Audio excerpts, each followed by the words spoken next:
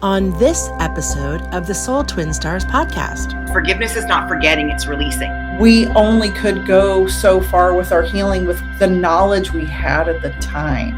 Any self-awareness that you open yourself to means hyper-awareness to everything else. Falling more in love with myself through the process, and I don't want to miss any part of my own love story with me. We have limited time, and it doesn't fucking matter because we're going to be dead one day. Hi, I'm Lady Shadow, a witch with much to share, stirring the cauldron with magical self-care. Hi, I'm Peaceful Nik, a medium divine. I chat with the dead and interpret every sign. We are Soul Twin Stars, best friends through it all. From spells to healing, we're answering the call. From moon cycles to menopause and making peace with the dead. We aren't afraid to talk about what's rarely said. So tune in each week to get raw, real, and wise. Let's talk about a spiritual life with absolutely no disguise. Welcome to the Soul Twin Stars podcast, Uninhibited Spirituality. We'd like to first thank this week's episode sponsors, Beans and Buttercream Bakery. They ship the most delicious baked goods anywhere.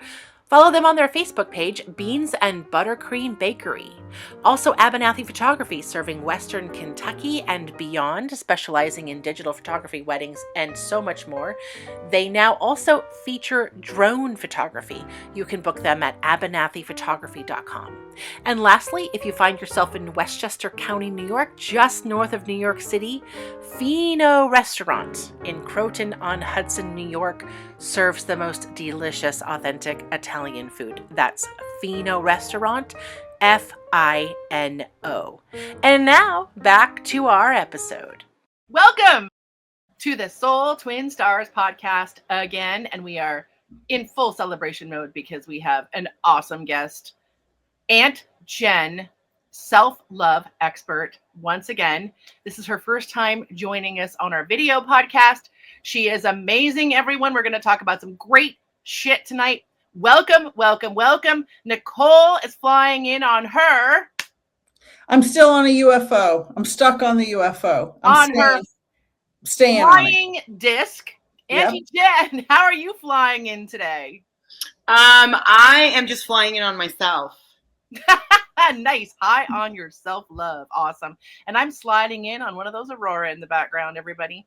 So welcome, welcome. We are so excited to be chatting about some awesome, awesome stuff tonight, as always. And what is the topic, Nicole? Give us the big, giant reveal, my medium best friend. Well, I am a medium-sized woman, so. He's not a medium-sized woman, everybody. Cutie little bear. Tonight with Aunt Jen, we are talking about forgiving yourself, which is something a lot of people struggle with. They have a lot of shame, so we're going to dive deep into it. And I know we have some divine moments we want to share. My divine moment this week is, I guess being too busy is better than not being busy enough. I'm grateful for multiple sources of income, I will say. I'm very grateful that I've made my life to where I can work from home and not ever get bored. People say, you're at home all the time. Aren't you bored? I'm like, I'm never, ever bored. I wish I was bored. I do make time, quiet time for myself. I'm not one of those busy that I'm too busy to do anything. No, I do make time for quiet and self-reflection. So I am, my schedule is full and I'm grateful. Yay. Jen. Yes. You have a divine moment this week. The first thing I think of with regards to that is just the excitement. I'm in an exciting period due to the fact that I really like to follow the Chinese astrology. And so the Chinese New Year is coming up on the 17th of February, going into the horse, but we're in the snake. Yes. And so there might be lots of things coming up right now and different things. And I'm definitely having those myself. However, my divine moment is embracing it for the fact that I'm looking at it in the perspective of I'm actually shedding the last part of my skin, another snake skin, before I move into my next one. And so it just feels like it aligns with me personally. And so I would say that that would probably be the divine, even though it's the struggle sometimes per se, but I've learned to find the blessings in them and what comes from them. So I'm actually excited for everything that's being brought to the surface right now that maybe I need to get ready to shed.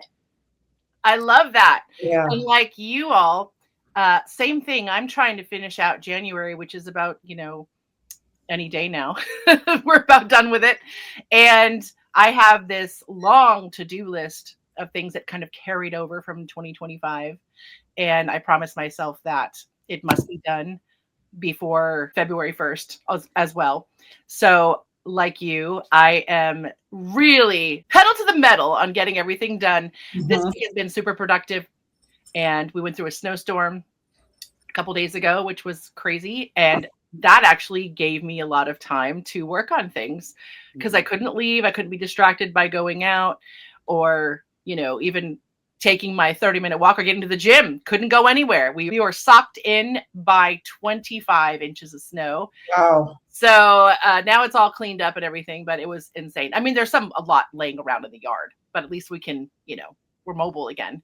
But yeah, like you, just bang out the goals, keep it in the light. I'm working on a new play for the spring, actually. So yeah, that's so great, ladies. All right. Well, Nik, take us in deeper into our topic, what we're going to discuss. We're going to discuss forgiveness, as I mentioned earlier, and forgiving yourself.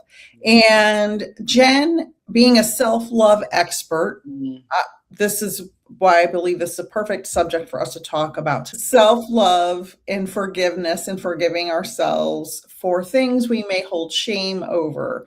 So, Aunt Jen, tell me your definition or your explanation of what it looks like for you, for someone to forgive others or themselves, just in general. Well, I think one of the first things that really resonates with me to kind of get to that place is forgiveness is not forgetting, it's releasing. I'm writing that down. I'm writing that down. Yeah. So forgiveness is not forgetting, it's releasing. I love that. I love that. And I think that people often group them together. Like you can't forgive unless you're willing to forget, which is absolutely crazy because you can't keep tabs on like you said, on the release if you have forgotten about it, right? We need to remember all the parts of ourselves that through a situation, right? So beautiful. I love that quote. I think that another, these are all just like places of like markings, once you kind of get, you can see yourself in the evolution of your self-forgiveness, forgiveness in general. And so these are just kind of trackers for myself. I mean, we get to come to a place where we know we are forgiving for ourselves, not anyone else that's involved. That's a really big one, I believe, because we're seeking, it does have to come with self-forgiveness, and I'll go deeper into that. But just that piece of forgiveness in general is that you're not doing it for the other person. You're doing it for yourself because actually you're keeping yourself a prisoner. If you can find that, right? If that resonates with you, that you see that you may be keeping yourself some sort of a prisoner, then we're stuck in this place. And I think that sometimes the story that we get stuck on is if we forgive this person, then it makes everything okay. And it's like, well, that, we want to hang on to that, right? It's like, it's powerful to hang on to it. However, like that again comes back to the place of like, we're not forgiving somebody for them, we're forgiving them for ourselves. But more importantly, we're not forgetting, we're releasing. Because we think about, right, when we're holding the people that whatever's kind of happened in general with regards to that, like you're doing it for you, not for them. They don't even need to know your process. Right. And can I just go into an example and have you kind of explain it to someone who may be going through that? A lot of people are triggered by things happening in the news and different types of abuse that have been perpetrated upon people. And so sometimes we go through lots of therapy and counseling and self-help books and et cetera, and we think we've healed something because somebody perpetrated abuse on us, and then it comes back up. So can you talk about how somebody can have forgiveness when the layers come back? Yes, that is like, I loved how you put that too, because it is layers. So it's like, I think that sometimes too, I don't know about yourself, but I know for myself, trying to understand the layers and being like, well, why are there layers? Well, because that's as far as I could go with what I had in the moment, with my tools that I had, with everything that I had. That's as far as I could go with this layer. And then the next piece, right, will come in when there's another layer and you're like, wait, didn't I get over this? Like, I don't understand. Why is this happening again? Yeah. There's still more work, but you hadn't gotten to that place yet. You were at the place that you were at before. And it makes me want to clap when you say that, because we don't understand that when these layers come back, it's because we only could go so far with our healing with the knowledge we had at the time. And I love that you explained it that way. We were in the moment. Yeah. Where we were, like, and, I really started kind of looking at it even deeper, the forgiveness piece, because I'm still in a process of the layers. But I think that one of the pieces that really hit home for me was in order for forgiveness to take place, I needed to compassionately inquire within and find compassion for myself. Because if I couldn't find compassion, then it couldn't lead to forgiveness. Like, I had to have compassion for myself for what situations I had come in. Like, and the reason why I say that is, for me, the way I've always looked at everything, even if you're looking at something of like, oh my God, that person did what? Like, there's two people involved. So there was always a piece that was mine. And even though maybe there was a piece of theirs that may need to be forgiven or, whatever, generally speaking, for me, 90% of the time, I'm upset with myself. And I really need to forgive myself for how I showed up, what I did, what I didn't do, what didn't happen. And I think the reoccurring situation that I found over and over again in those situations was I had abandoned myself again. For whatever reason, I had abandoned myself. And so it gets into this process. And I'm not saying that people don't do things that, you have to go through a process of being forgiven, of course. But my take on how I choose to look at things is it doesn't matter what someone has per se done. Like, I'm involved somehow. And I take care of my side of the street. I can find that. And what I've learned and what I've found is when I can first find that compassion for myself, which is, to me, that's even harder sometimes than to get to the forgiveness, but like finding that compassion for myself and then in turn forgiving myself for some way that I showed up where I abandoned myself, I can have compassion for that other person and learn to forgive them. And I love how you explain that. And I want to make one note for anyone who suffered abuse as a child. Aunt Jen and Lady Shadow and Peaceful Nick are not talking about you having to take responsibility for something that happened to you as a child. That is not what we are addressing. That is a totally separate issue. So if you are listening and that happened to you, this does not mean you have a responsibility when you were a child. Okay. I just thank you for clarifying that, because that is a different subject. We're talking about being adults now, being in certain situations that are going on. So yes, thank you for that clarification. Yes. And Lady Shadow, were you going to chime in with Bailey, your co-star Bailey, who always makes an appearance? Bailey just does what she wants. And if she wants to come on camera and she's pawing at my leg, then I pick her up. She's the best. I love little Bailey. She is my little therapy dog. She's absolutely amazing. No, I was just saying that Jen, I love what you said about abandoning yourself, but it's also that we abandon our authenticity too when we forgive and then unforgive ourselves over and over. And then we have to re-forgive and then talk about layers. We just added layers that weren't even there because we talk about on this podcast all the time how we're frequency first before we're physical body, because we're not really physical anyway.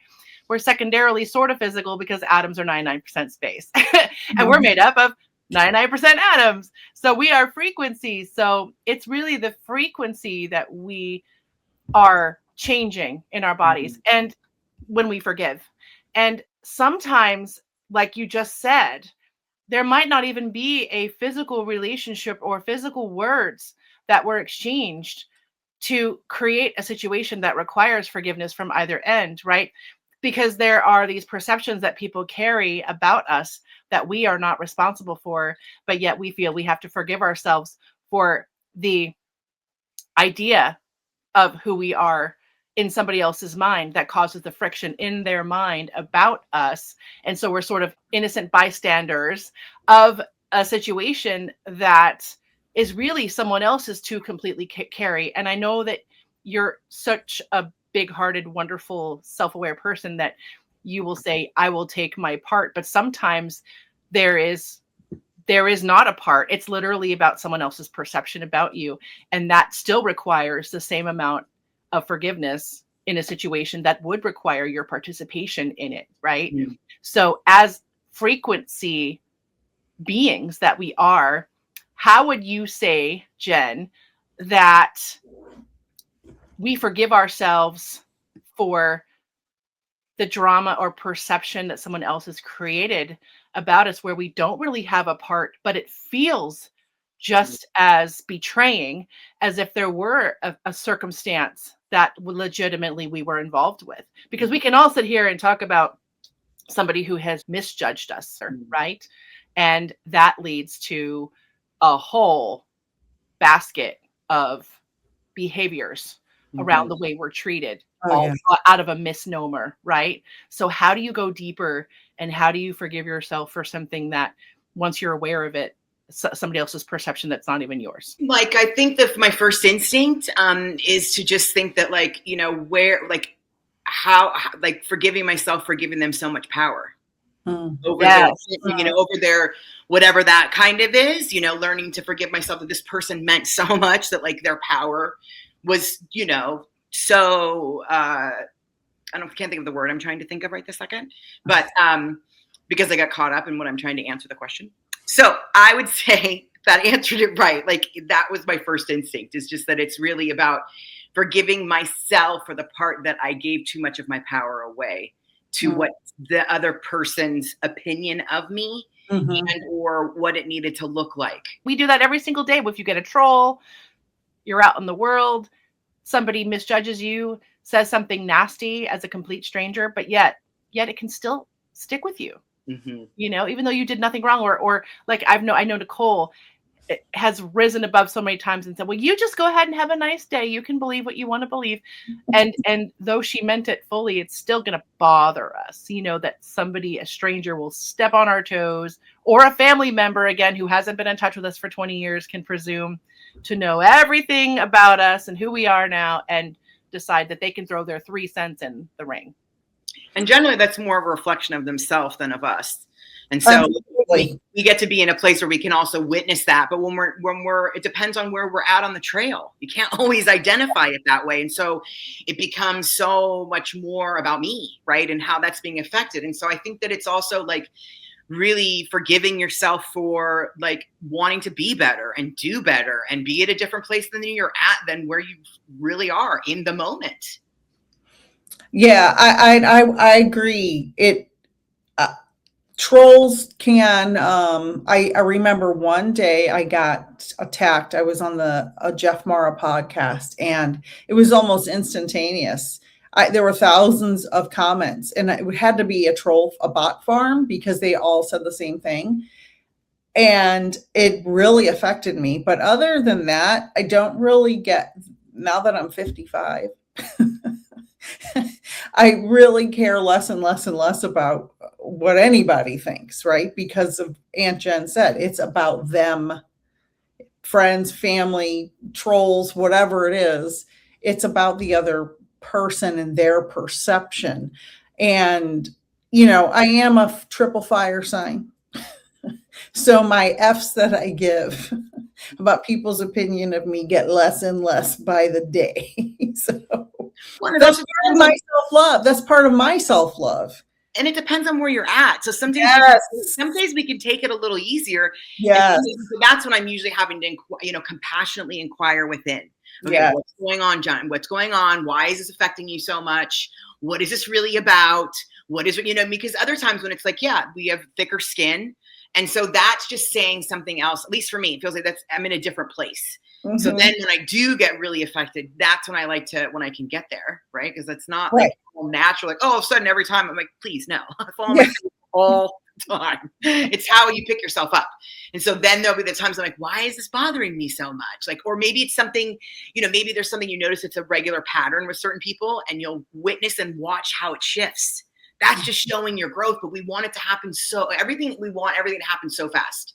We want everything to happen so fast. We want it to be over. And all I can say from being and journeying as long as I've been journeying is the icky stuff is actually where all the beautifulness is. And we just do what we can to try and avoid it because it's uncertain and it's not fun and it's not, it's uncomfortable. And yet that's where it can actually get birthed from that place of allowing yourself to go. So yes, it's like we get older and we don't, the more we don't care, which is so good. Oh my God.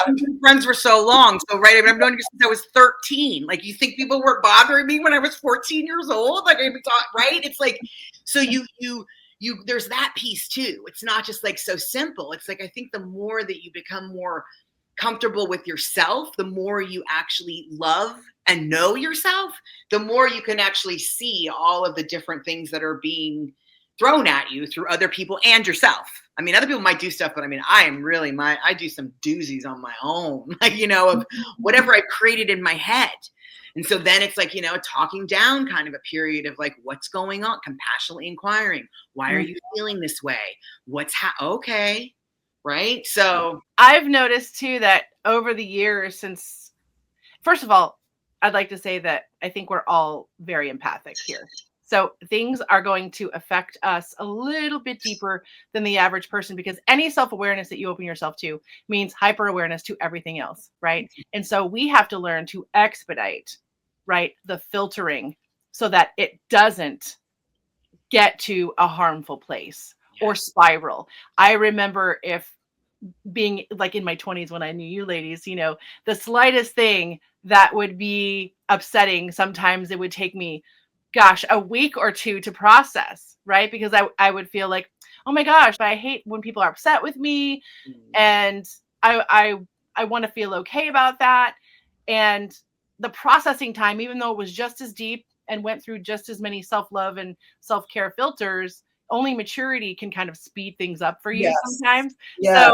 So now it's like I process it, I leave it at the door, and I just rationally think again, why is this eating at me? Let it go as quickly as possible in the most authentic way, not to stuff it, not to denial, but to handle it head on and then release it. Like you were saying, release.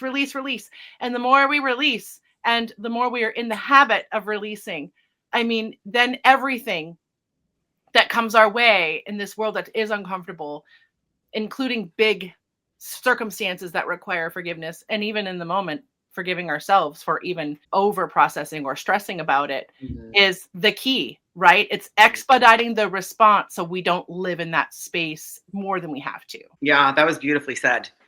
And it's, it's a whole journey, and it is different, and they're different subjects, like forgiving someone else and forgiving yourself. And it becomes like, it's not like this, let's just do it. It's just, I just know that when, just to kind of go back around a little bit too, like you're not talking about when you're a child, right? But I'm just saying in general, I think that the reason why I use that terminology of whatever's involved, I find something in myself, is because I found it to be easier to work with. I find it like I have personally found, like I found it like finding my peace and being able to forgive myself for whatever that kind of looks like. And the compassion first makes it the journey makes it a little bit easier for me to have compassion and forgive someone else.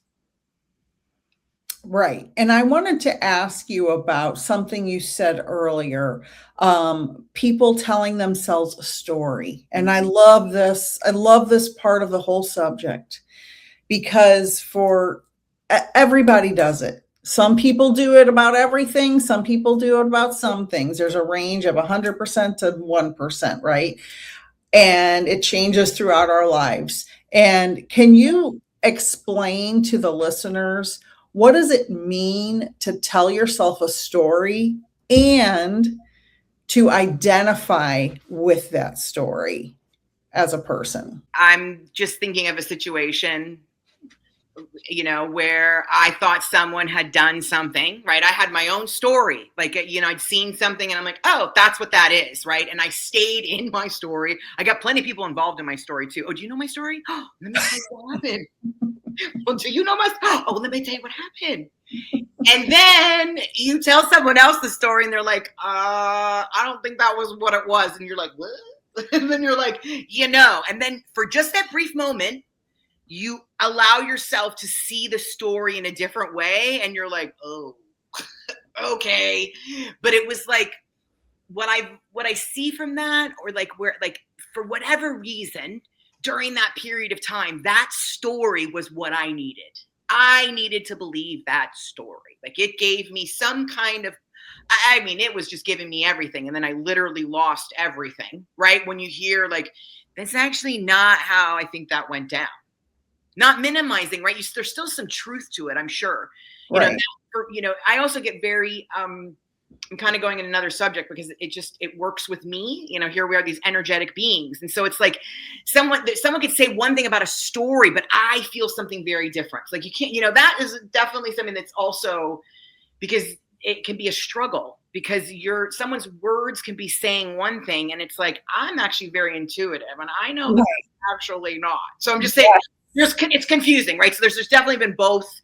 And it's like trying to find out the different ones. At least I try to navigate them to be like, and then those ones you're just like, well, you can't tell someone if they're convinced that there's whatever that kind of looks like. There's no like, and I've spent decades trying to let people hear and feel my story. And it's like, they're not listening. What are you doing? But you don't know that when you're in it, because you're like, it's like you're fighting for your life. That's what it feels like. I'm fighting. There's no one there and I'm going to fight for my life. I'm going to fight for my life. And so you just kind of start to see these kinds of different things. And so there's different ones, right? And there is the presentation of like, oh, I had that all wrong. Or that I might be off on this one. However, my body's telling me something different. Not that I need to move it, but okay. So there's nothing's ever this. I don't think anything just is one way per se. Right. There's complicated. So just to kind of summarize, I went around in all different. That's okay. It's important. It's what you said is very important.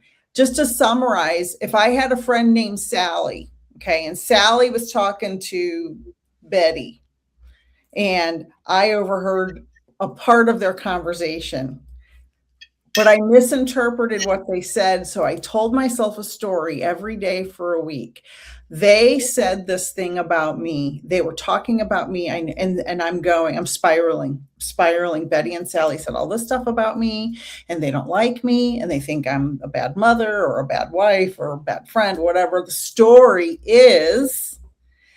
Come to find out later, I confront Betty and Sally, and they're like, what? We were talking about Jose. We weren't even talking about you. So I identified with that story that I told myself all those days. And it wasn't even about me. And had nothing to do with me, right? I made it about me and it wasn't.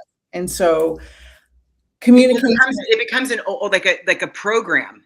Right. I think of using that as like something, then it's to go back and evaluate. It's kind of one of those things like if someone says they want to talk to me, there still is an instinct of what did I do wrong? Like, so the boss emails you, can you come to my office? Anybody like it just, but what happens is what I've come to a place now, and I don't know if it helps in this situation, but it's what just came to my head was that like, what happens now is when I find myself in those situations, I take a good time to sit out and be like, girl, what is going on? Like you automatically like thought that was you and you did something, right? So it's like, girl, why do you think they're talking? That would be one of those of like, wow, you're really out there making some stuff up. And it really, again, is coming back to myself. If I can point it back around and being like, okay, what's going on?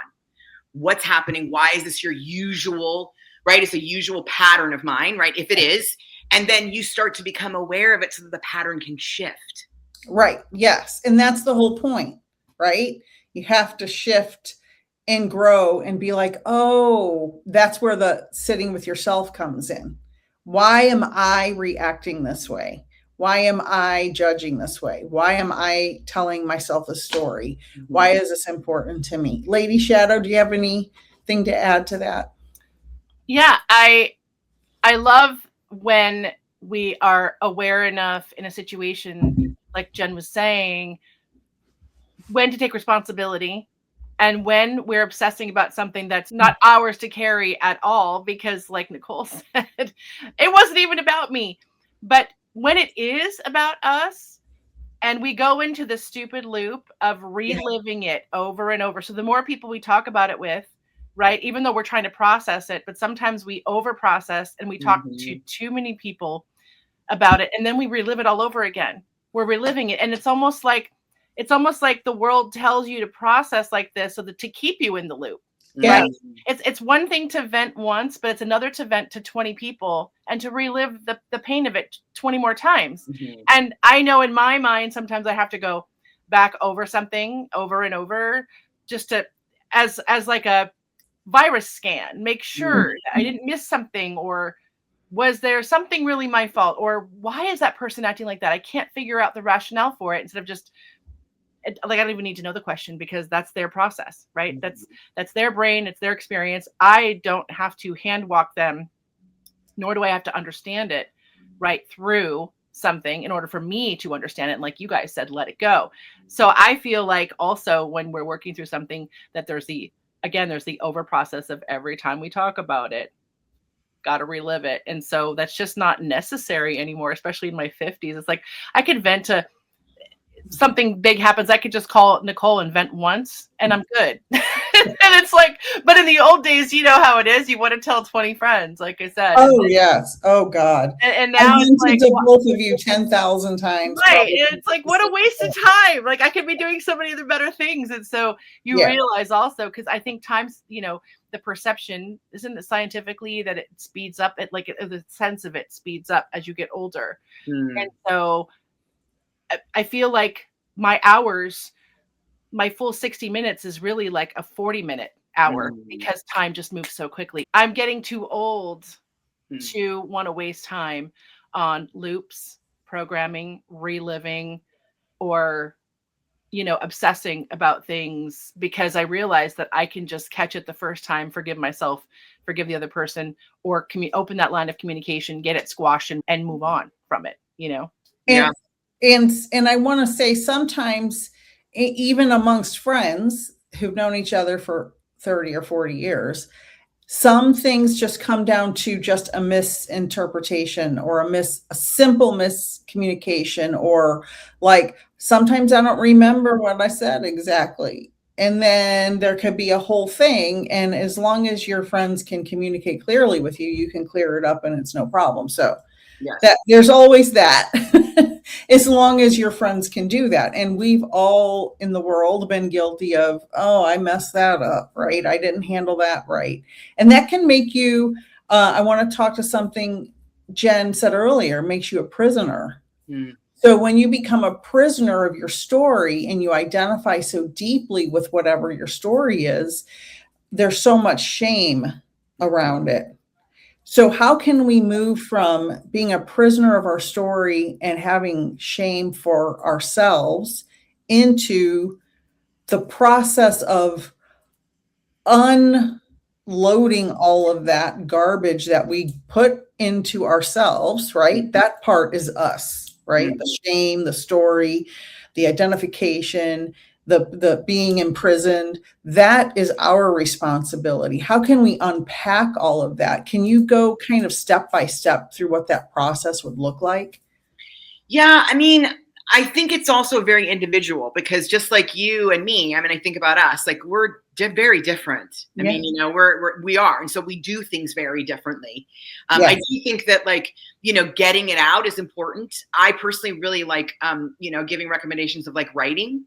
And I have like different scenarios for that. I personally, I cannot write as fast as I would like to write. So I personally, when I am trying to purge something, I am writing on the paper, but you can't read it. because I'm just trying to get it out. I don't want to actually go back and reread that, because maybe I'm saying something about somebody that I just want to get out, but I don't really want that to be something that is kind of a forever, right? So for me, I just write over. Sometimes I'm not even writing. Like, it's just my head, like, to try and get it out. I don't know if anyone else has that, but like my hands can't go fast enough for like when I'm trying to purge that way by writing, and then being able to burn it and being able to like get rid of it somehow or rip it up, or, you know, being able to do that, talking to someone who can really hear you, feel you, and see you. But it's really important to be heard, felt, and seen by yourself, whatever kind of context that works. So it's like, I think that like we want to be able to have these feelings and different things, and then we want to be able to have a step-by-step program on how we do it and then be done with it. And I'm just going to say, I mean, maybe there is, I'm sure, but like for me, it's really just a bit about what's the process, you know, the layers of the onion, like, you know, compassionately inquiring within myself of what's kind of going on, allowing myself to get my feelings out in whatever way they were, and actually being an observer of them, of like, you know, what is going on here. And like, and it takes time. I wasn't like this at, you know, 19, 20, you know, my 20s. And that's one of the reasons why I'm here, is like, I don't know. I know that there's definitely something about time when we get older, but I'd like to believe that if I had maybe some of the skill, the tools, and some of the people that were there, I could have actually become a little bit more comfortable with who I was at a younger age. And so that's why I like to show up, because it's like, how can I help you be able to do that so that you don't have to wait till you're in your 50s when you're like, oh, I'm not really bothered anymore. So, I mean, I think that the first step is the awareness of it, you know, like what's going on, right? What is happening with them? And then like, what do you want to do with it? Like, why are you feeling this way? Like, whatever's come up, like, do you want revenge? Do you want, like, what are you seeking? Right? We've been hurt. It's pain, right? And sometimes the other person is hurting us because that's the only way they know how. That's the best of their ability of where they're coming from. So I think that it's an individual process, and you need to find what tools work for you. So for me, I have tons of them. Sometimes I'm dancing. Sometimes I'm just getting on my yoga mat. Sometimes I'm, you know, writing, journaling, like doing some kind of an outlet. I also really believe to this be the answer for a lot of things. So it's been my answer for over 20 years. You have to get quiet. Right. And you've got to sit still. Yes. And be with yourself and be with the thoughts, instead of trying to make the thoughts go away. Give them a place to be so that they actually it's like giving them, I always say, like, you're giving them a front row seat. Instead of trying to go away, I have these thoughts, they're just intrusive. Well, they're not going to go away. So like, give them a front row seat to be heard, felt, and seen by you. And then maybe that might appease it in some sort of a way. So real quickly, like, that would be what I would say is some of the steps, like, you know, and again, though, I think that each individuals are different. Some people need to express their frustration by doing physical activity, which is very beneficial, right? But it's like, you don't want to just like think that you're just going to get it worked out. You just need to go through like a checklist with yourself to make sure that you've gotten to where you're clear on right now. Don't have to get to the overall place of full on forgiveness and like, but just being like, okay, I'm committed to being on this path of trying to find a way to get to this process with myself. And it's trial and error. Oop, that didn't work. Okay, well, I stayed up all night. Well, you know what I mean? It's like finding out what works for you is what I would say, and tools. Right. And some of the tools you mentioned, just to recap, were becoming aware of what the problem is, purging in your way, either writing, calling somebody who's willing to listen, who has the space to listen. I think meditation, which is something you have promoted for your entire career, meditation, physical activity. Now, that doesn't mean physical activity to avoid, right? Yeah. We don't want to avoid feeling by being so busy that we can't sit with ourselves. Mm-hmm. And I think I covered most of them. There's art. Like having journals, like having an art, like I talk about the one journal where you can't read what I'm writing, then having another journal where I just do art. Then there's another journal where you're like writing nice stuff to yourself or nice things that you actually would like to have a record of, writing a letter to a person, because we're on the writing thing. I just, like writing a letter to a person, but you don't ever have to send it. You're just kind of getting that out for yourself. You're moving the energy out of your body. Yes. Moving the energy out of your body, which Lady Shadow talked about the energetic frequency earlier, I think. We're all energy. Everything's energy. Yeah. I believe. Yeah. And again, and some of this, we don't want our listeners to think that we are like every other spiritual podcast where the toxicity of the over positivity, like if you just do these 3 things, you're going to be healed and you're going to be great. And, everyone always hears, okay, I want to improve my life. What's the first thing I can do? And everyone always says, well, go meditate. It's like, but for non-meditators who are doing all the other things right, for them to maybe take that final step is like, oh God, it's like this same old shit. Is it a cliche? Is it real? And again, it's personal for everybody. Mm-hmm. Like one person's form of meditation might be literally closing their eyes and going through something guided, as where sometimes my meditation is just like hugging my horse for 10 minutes because I have to be in the present moment with this giant animal that can kill me, and just being there, fully immersed in the therapy of that and the trust that this animal is not going to hurt me, and we're going to bond and we're going to exchange frequencies on a whole superior level, a godlike level, because when you connect with the animals, their spirits are so innocent that it's like connecting to your source.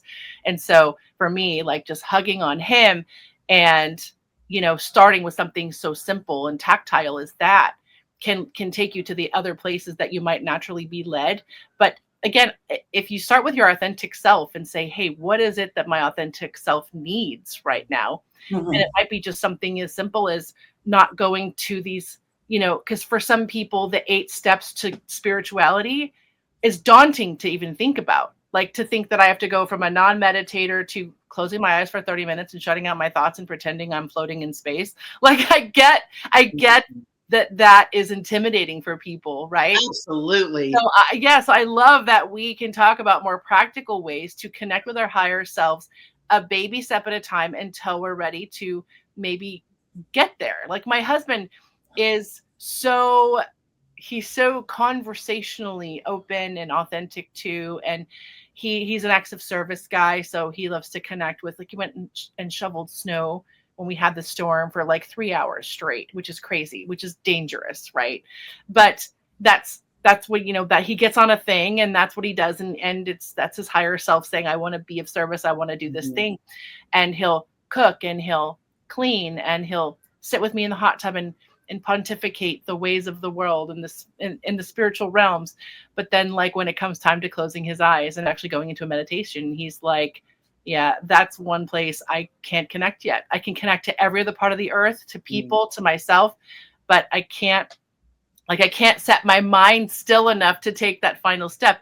But listen, if he finds it at the barn, if he finds it in shoveling, if he finds that peace and that connection in the hot tub, or like me ice skating, then that's where you find it until you bridge it into something else, right? So we're just telling everybody that you don't have to go through specific steps or even follow our protocol. Mm-hmm. We're just saying, what is it? Start with the joyous things. And Nik and I talk about this all the time. It starts with like, what brings you joy?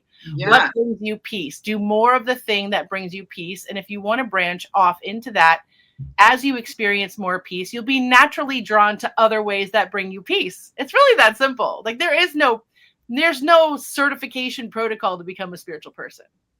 No, and I really love that you said that. Not only do I love that you said that, but it also just even now, it shows me too why I love having this conversation. It's about being present. That's really what the main focus is. So, I mean, you can do meditation out there with me. I mean, there are so many different forms.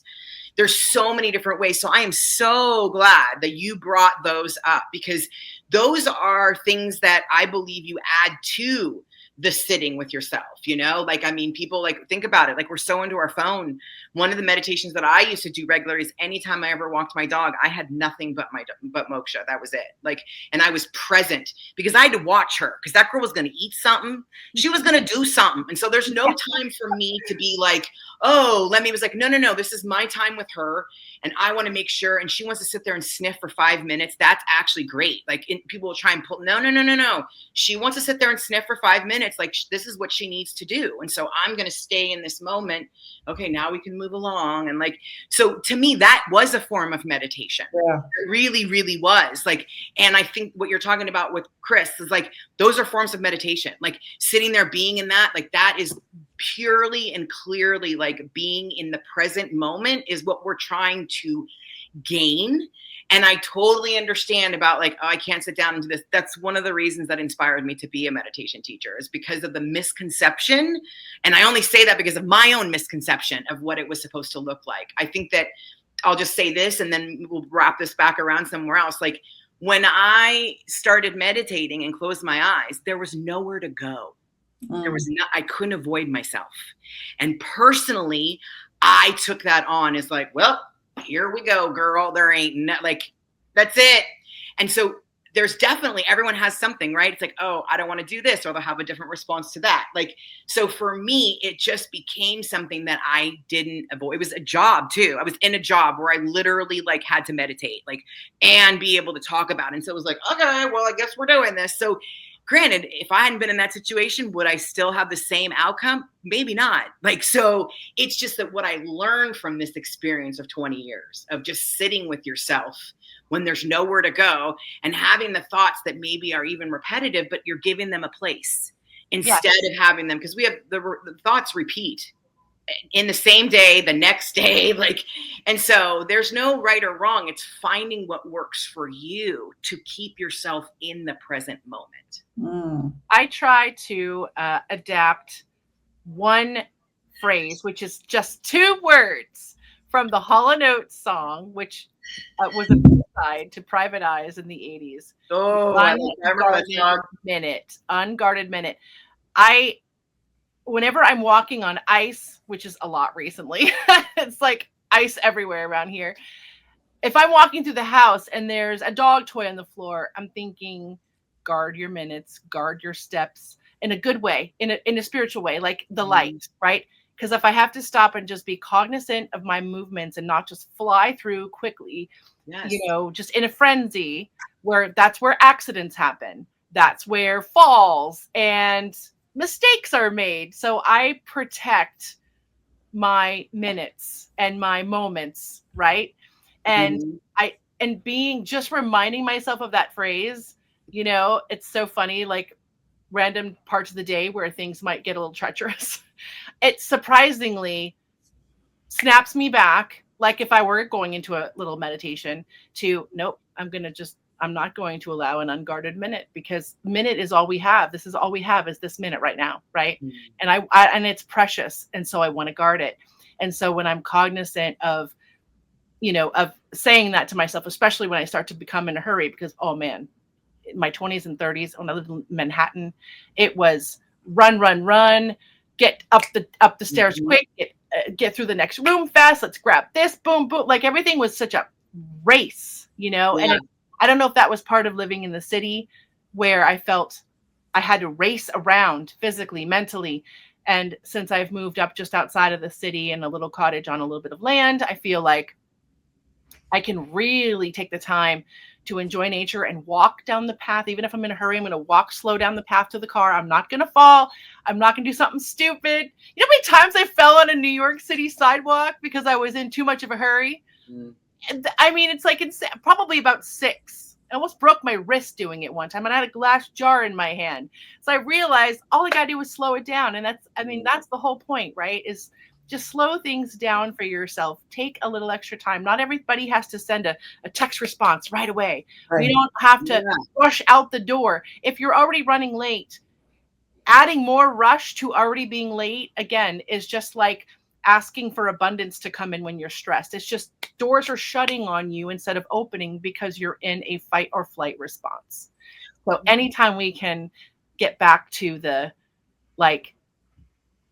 peace response is is really first. And it's a yes. And also like, those are moments that I find. So like you had said a while ago, like, you know, I'm not this spiritual person like, oh my gosh, just do this and everything's great. Like, that's not true. Like, I am a spiritual being in a human body having a human experience. And so yes. I go in between the two states sometimes, and like, but I'm a human being who has human stuff. So I do not walk around thinking like, I just try to find, I think the thing is that the spiritual part and all that is, it made me be more comfortable being me. And that's what I'm trying to do in the world. Like, it's to try and be more comfortable. How can I become comfortable? How can I deprogram myself from programs that were done to me at a younger age that were not part of what I would want it as a programming, right? So it's like, but you go back, you know, you go back and forth. Like, I mean, sometimes I'm, you know, definitely in a higher state, and sometimes I'm not. Like, and that I have learned to bring it back around of like forgiving myself for not always being in that state or trying to have things go that way, because that's not reality, nor is that something that I'd like to preach or talk about, if whatever it's coming across. Like, that is not, like, we are human beings having spiritual experiences, and we are having so many different things that are happening. And like, some days are just, you know, they're just for the birds. Yeah. They're just like, you know. And Jen, when you, and I love everything you're saying so much, and which is why you're inspiring us to like have such a great conversation. When you are in it, and other than when you're done writing and when you're done meditating and when you're done, you know, taking a quick walk, or, you know, getting rid of the physical energy of when you're in a forgiveness moment where you need to really let something go, what are some awesome things you can, like with my unguarded minute, it pops into my head, what are some awesome phrases that you say to yourself, like verbally, or what can someone write down and read and say to themselves to let shit go faster, to expedite that shame out of the system? I'm exactly where I'm meant to be. Yeah. Or I love myself no matter what. Everybody makes mistakes, but this is just another one that I can let go, or let go, let God. Like, I'm proud to be me. Like, I'm proud to be like that. You know, I'm proud to be myself. Like, I love me. Like, kind of having those things like that can help you be able to remind yourself, right, of what's happening in the moment. But this might be not the right, or the way the direction was going to go. But one of the things that I just wanted to add, because I believe in true authenticity, like when I'm in a space of something like that, like generally speaking, I mean, it does sometimes, nothing works. Mm-hmm. I might know all my tools, and I might have all the different things and know better. Like, you know better, you should do better. Okay, well, sometimes it doesn't work. And so more times than not. And so I'm going to be, usually what happens is I allow myself to be in it. I try my best to not involve that many people, and find whatever it is. And I let myself write it out. And then usually after I write it out, I'm always like, oh, okay. Like, or, you know, so I mean, I try all the different things, but then I think that like, just, and this is all live news, right? I don't have any of this plan. Like, I think that like, right now I can say, oh girl, if I'm having a bad day later, this is what I'll say. Like, but when the reality happens, it don't happen. Like, it just doesn't. Like, I feel like if someone's like, well, then how's it working for you? Because I think if I've got so many tools like that, it's like, I know they're there, and I know, and they're subtly kind of showing up, you know, just by the way that I think the biggest thing that changed over anything else is the way I talk to myself. So no matter what's happening, even if I'm in that place of being like, I ain't doing none of these tools, girl. I don't care what you say. We ain't doing them. Like, I don't sit there and bash myself the way I used to. That has shifted and changed. And so like, we'll come up with ideas for myself, and I'll come up with ideas with clients on how you can help get yourself out when you're in a trigger, right? When you're in a place, I mean, you know, drinking water, like coming back into your body, out of the mind, whatever you can do to get into the body, you know, grounding yourself, taking your shoes off. Like, I will do, that's when I'm really having it. Like, I will literally imagine, like, it's not even just saying stuff, like I will imagine this stuff is leaving through the soles of my feet. I will go find ground, grass, dirt, like, and I will take I will take it. Let's go. Like I go to trees until like I've learned that. Like I go me a transfusion. I put my spine up at the back of a tree, and I'm like, you got to take this because I can't. It's too much. Like help me like diffuse some of this energy in different ways. And a lot of the times, like I'm not listening to me either. I'm like, girl, I ain't listening to you. Girl, like I'm not going to do all this fluffy stuff. Like, so it's like, then I witness myself being in between the two, right? And be like, you're human. Yeah. Right? That's And go, oh my God, I got this. Like, that is not, does that happen? Yeah. Humanity is the key, because that's what I tell my clients. I will say, everyone is going through this. Everyone is constantly second guessing themselves every day. We know how to go on. We know how to come on and be confident when we need to. And we also shrink when we don't have to, because that's just part of being human on the daily, right? And so reminding us, self-love, it's okay. Everyone's going through this. Not one person is immune to this on this whole planet, right? And the other thing I like to do, again, back to the unguarded minute, is remembering our mortality. When we remember our mortality and that there's one bigger thing more important than not fixing the problem at hand and being in the moment to forgive, is the fact that we have limited time, and it doesn't fucking matter, because we're going to be dead one day. So just let it go quicker, because we're all going to be dead one day. All the frequency is going to be changing hands at some point soon, and we don't know when, right? So if we take shit less seriously and just go, duh, this isn't even real, then it stops being real, right? It's kind of cool. I mean, it's real, but it isn't real. The illusions that we create for ourselves are way bigger illusions than the universe would imprint on us. Right. I mean, going bringing it back around. Sorry, go on. I'm sorry. No, that's it. Bringing it back around to forgiveness is that I take myself too seriously. There we go. And so that when you're able to like realize like how serious, like, girl, you taking this real seriously. Then again, because it's coming back to me, right? Maybe they're not taking me very seriously, and this is very serious. And it's like, okay, girl, like you taking yourself way too seriously. And that's something that I've always had. That's a layer, right? It's like understanding what my layers are, right? And then still working with them, but they're not going to be like magically, like it's a process. I still take myself very seriously. And everybody that's listening or watching, we all process in a very different way.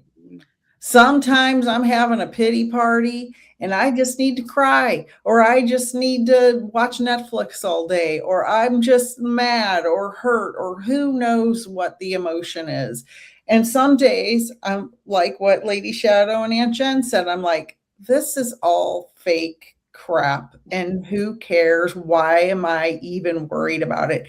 Then I'm like, I better forgive myself, because I let that all affect me for 1 hour, 70 hours, 3 weeks, whatever it was.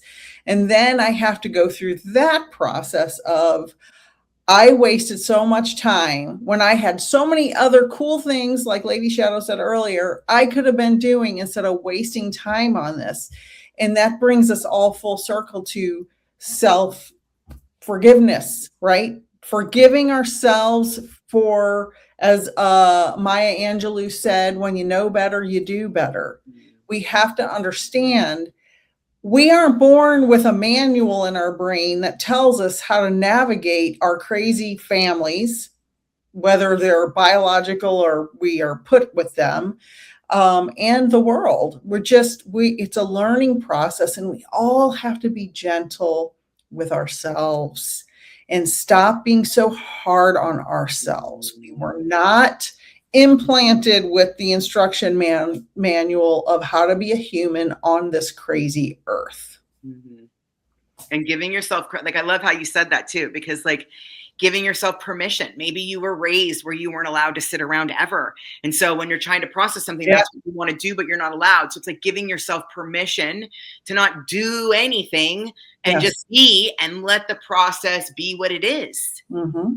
Sometimes it just kind of goes like they're like waves, and you're like, what happened? I mean, we're like waves, women. I mean, it's like the energy of it. So it's like the wave can go out, and you could be feeling something, and that's why I'm saying give yourself permission to feel what you're feeling, not making yourself right or wrong, good or bad. And then sometimes that's enough to just be like, oh, well, no one's gonna. Okay, well, I guess I'm good, like, or whatever that looks like, right? But it really comes down to the relationship that you have with yourself is the biggest reflection of the relationships that you'll have with other people. And as the most incredible self-love expert I know, Aunt Jen taught me, your feelings are never wrong. They're just your feelings. Mm-hmm. And they may have them. And they may change. And if you were raised in a family that told you your feelings were wrong, which is incredibly common, we have to unlearn all of that programming. And that's where forgiving yourself really comes in this conversation. Mm-hmm. We lived our lives and made decisions based on the programming we were handed from our family of origin, made whether it was told to us or modeled for us, and made decisions in our lives accordingly. Now we can forgive ourselves for all of those decisions we made when we didn't know there was a different way to do things. It's a process. Allow yourself the process. You don't want to miss out on any part of it because you're actually starting to fall more in love with. What I've discovered. I'm falling more in love with myself through the process, and I don't want to miss any part of my own love story with me.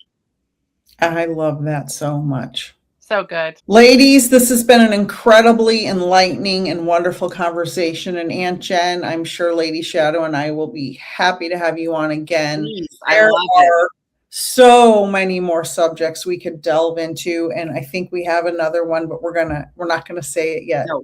We're gonna wait for the next one. And it's definitely about self-love. That's the subject matter. Thank you again, Aunt Jen and Lady Shadow. I'm so happy that we had this beautiful conversation. Me too. Take care, everybody. Thank you. Thank you, Jen. See you next week on the Soul Twin Stars podcast. Thank you so much for joining us this episode for the Soul Twin Stars podcast. Find us on our podcast Facebook page for Magical Mondays live at 8:30 p.m. Eastern, where we will help you magically slay your weekdays, and for awesome giveaways. For more information about what other spiritual things Nik and I do and offer, visit peacefulnikthemedium.com. That's Nik with just a K. Or to connect with me, Lady Shadow, soulsandspirits.com is the place to go. If you want to be a guest on one of our shows, we would absolutely love that. Contact us at soultwinstars@gmail.com. See you next Friday. I'm on Spotify, Amazon Music, iHeartRadio, Apple Music, Facebook, and on YouTube. Sending you all so many blessings. Thank you so much for joining us, and until next time, know that you are all cherished.